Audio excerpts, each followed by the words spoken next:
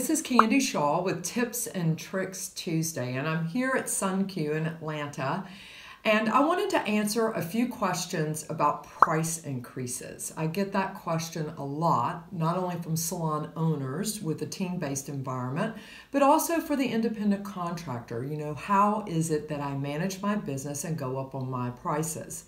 So here's a few rules of thumb that I usually live by.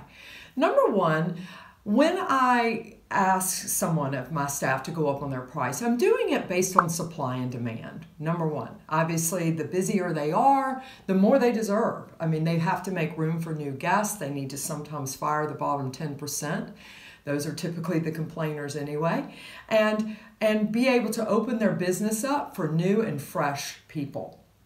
I think number two, one of the things that I take into account is I don't send out an email or I don't put up a sign at someone's station notifying them of effective immediately on January the 15th, so-and-so is going to have a price increase. What I typically do is I educate my front desk coordinators about the promotion that's happened within the salon. And when the guest comes up to pay her bill, and she does maybe say or recognize that there has been a price increase, we in our script say to our guests, yes, isn't it wonderful that Candy went up on her price or actually got a promotion at Jamison Shaw Hairdressers? We also only go up on small incremental values. For instance, $3 or $5, maybe as much as $10. But I think that if you do things in a small incremental value, you typically don't have any kickback from your guest. But I think most importantly, how do I decide if I'm going to go up on my price? And it's really quite simple to me.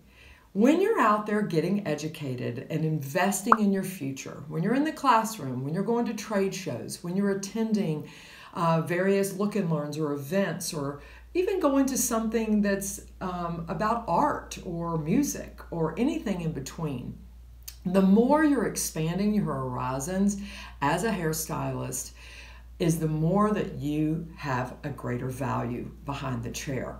So for me, if you invest in you, then you should have a price increase. And I think that's a fair way to look at it.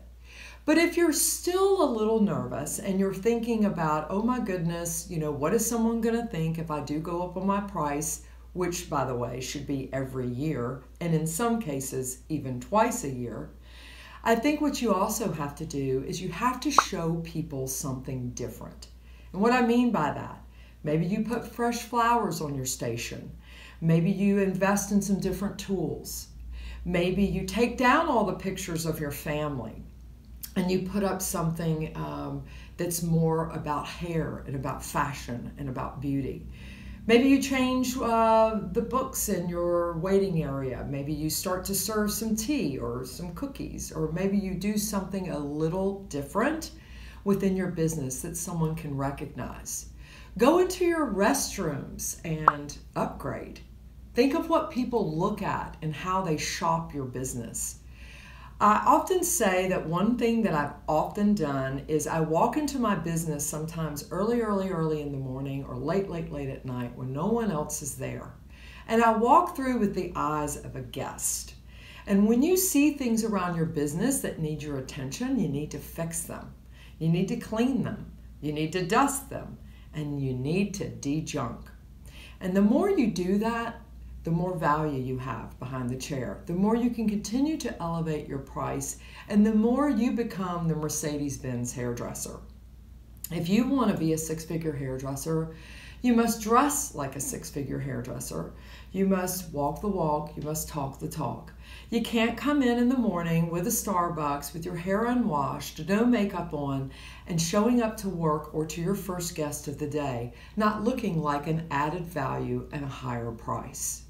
So my advice to you is, as you're looking at 2019 and you're deciding as to what your value is as a stylist, number one, invest in education. Absolutely. Look at your space around you. All those things are really great. But if you want to go up on your price, get a haircut, change your color, Do something new and different about you that makes and creates excitement around your chair. And all these things encompassed into one is all you need to upgrade the value of who you are as a hairstylist and how your clients and guests perceive you every day. If you do all that, they'll never question your value. And make sure that you always charge what you're worth and you don't give it away and you don't feel less of anything just because you have the right wisdom and the right education out there. So be proud of that. Talk to your guest about that as much as possible, of all the things that you do to invest in your education and invest in yourself. I hope this little tidbit has helped you make a decision. You're worth it. Go out there. You got this. And stay tuned to more tips and tricks with Candy Shaw.